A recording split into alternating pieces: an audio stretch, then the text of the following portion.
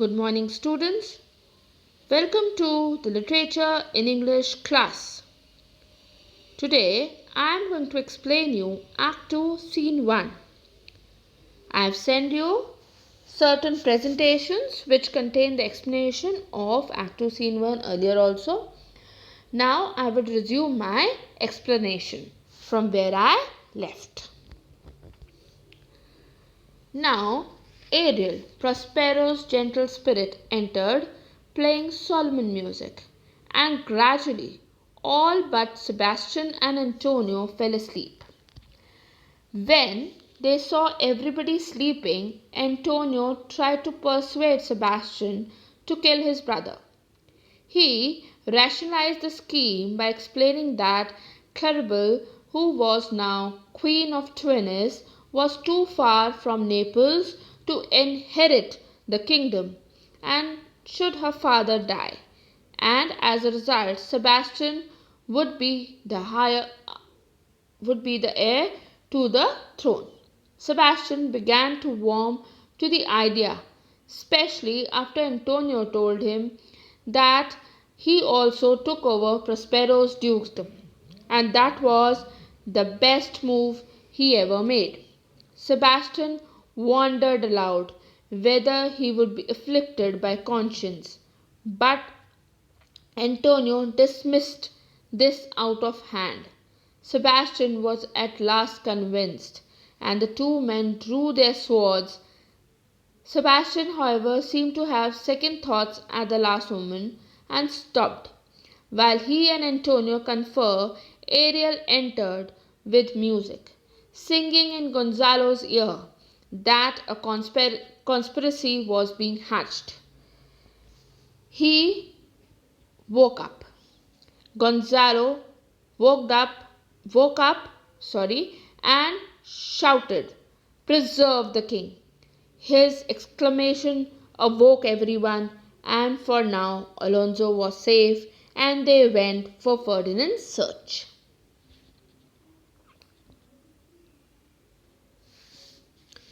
Now let's begin with the explanation. Ariel exists. Sebastian says, "What a strange drowsiness possessed them, that what a strange sleep has overtaken everyone." Antonio was of the opinion that it was due to the climate of that place. Sebastian, "Then why does it not make their eyes heavy with sleep too?" He was not inclined to sleep at all.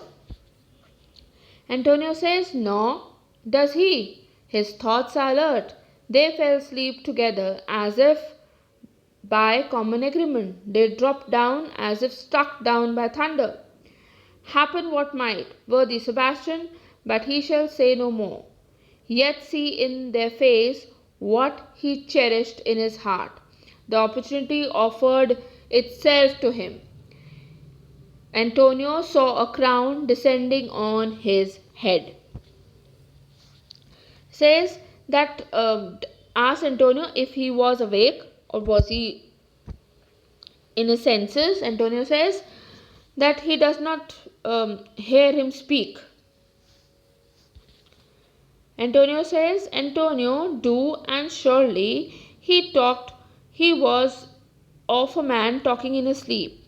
What was it that he said?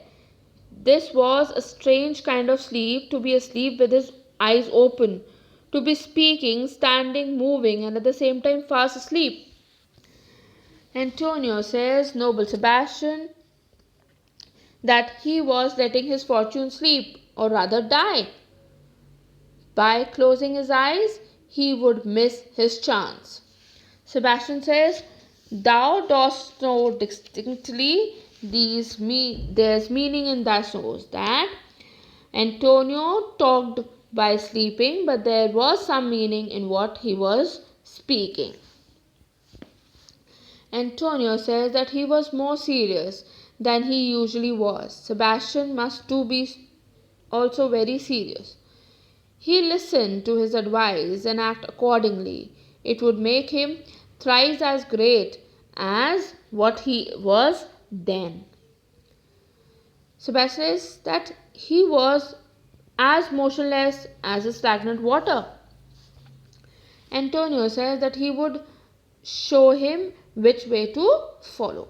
Sebastian says, do so, as he has a hereditary laziness which is urging him to go backwards. Antonio says, oh, if he only knew how he cherished the desire in his heart while he ridiculed it, how, in lying it bare, he hid it. Drifting men go down to the bottom because of their laziness or lack of confidence. Sebastian says, go on, please, speak further. Antonio fixed look and flash in his jaw and saw that he was going to make an important announcement, and it seemed to agonize him as much as the pains of a childbirth. Antonio, then here it is. Though this forgetful Lord Gonzalo, who would be hardly remembered after he is buried, has almost persuaded, for he was a counsellor whose profession was to persuade the king that his son may be alive.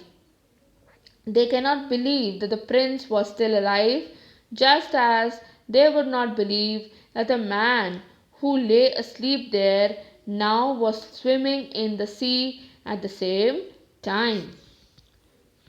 Sebastian hoped that Ferdinand was drowned.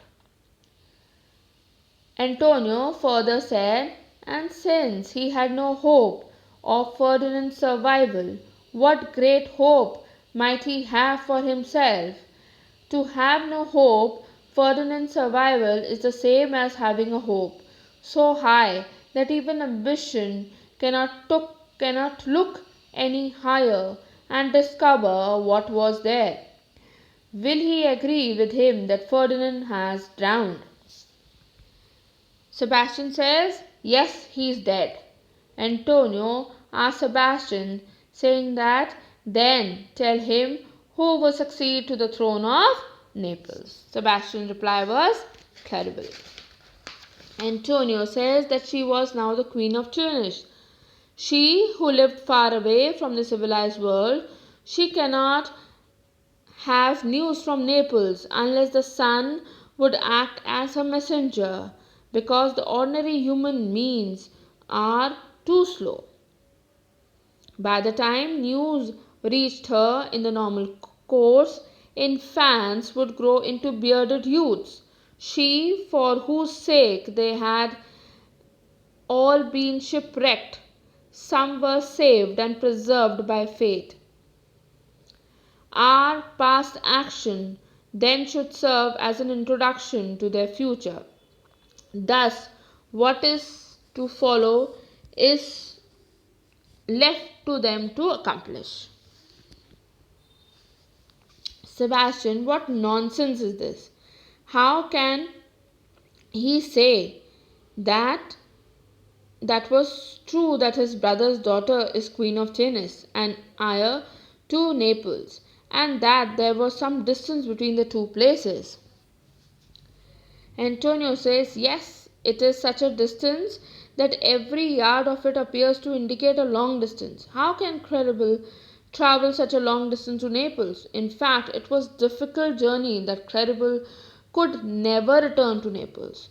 Let Sebastian woke up and take this opportunity that has come his way. Why, if they were all dead here, they were better off than they are now. They were people who could rule Naples as well as that sleeping men there. They were lords who could chatter as much as senselessly as Gonzalo.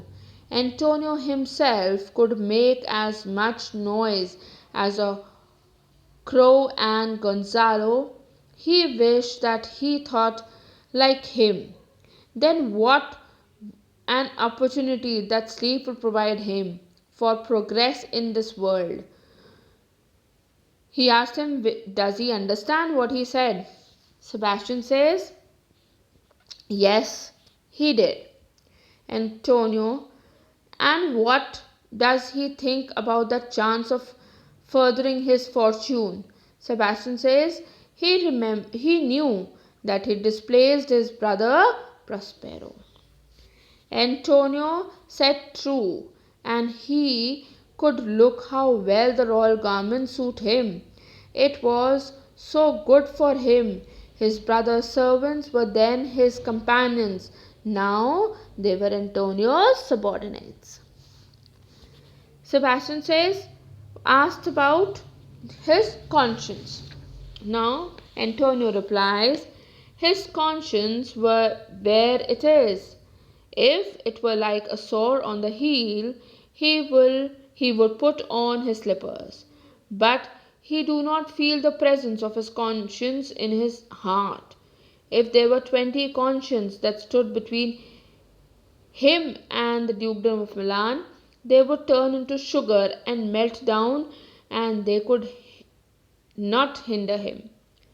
Here lies his brother, as lifeless as the earth he sleeps on. If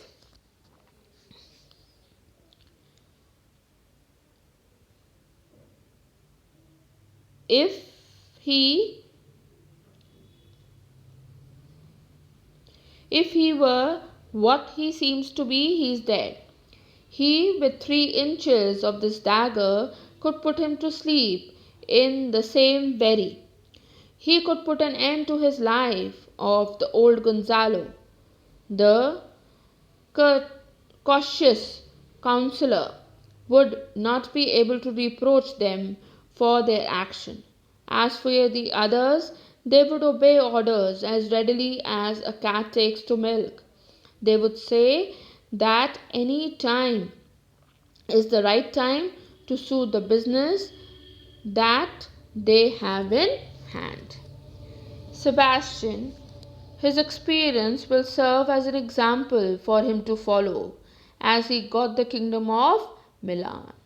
He would get Naples. He drew his swords and by one stroke asked Antonio will be free from the subsidy that he paid, and the new king will be his friend. Antonio asked Sebastian that they would draw the swords together, and he would raise his hand and to kill Alonso and the other one to strike at Gonzalo. Sebastian wanted to say one word to him, and they converse apart. Re-enter Ariel. Through his magic, Prospero knew the danger to Gonzalo, his friend. He had sent Ariel to keep the man alive because otherwise Prospero's plan would fail. Singing in Gonzalo's ear, while you are sleeping here, crafty plotters are choosing the time to strike. If you were for your life, shake off your sleep and be cautious. Awake, awake. Antonio asked Sebastian to act promptly. Gonzalo, waking up. Now, may good angel save the king. To Sebastian and Antonio, what was it? To Alonso, wake up, wake up. Why have they drawn your swords? Why were they looking so disturbed? He asked Antonio and Sebastian. Alonso also woke up and said, oh, what's the matter? Sebastian, that they had stood there guarding his sleep, and they heard a roaring sound like that of bulls, or rather lion. Did that woke him up? It entered his ear with uttermost terror. Alonso heard anything. Antonio, oh, it was such a terrible sound that he could frighten even a monster or could cause an earthquake. It was surely the roaring of the whole herd of lions. Gonzalo, he swore by his honor, sir, that he heard a strange humming noise which woke him up and shook him and carried out, and he opened his eyes. He saw their swords drawn, and there was certainly some noise. It was better for them to remain alert, or else go away from here. He ordered everyone to have their swords out. Alonso led them away from there and let them make a search of their son Ferdinand. May good God protect Ferdinand from these beasts, for surely on that island. Alonso lead the way, exit with the others. Ariel aside Prospero, his lord would be told what he has done. So king now he was safe enough to go and search for his son. With this I end my explanation to Act 2 Scene 1. There is an assignment attached to the video. Kindly go through the scene carefully and answer the question in your fair literature notebook. Thank you and have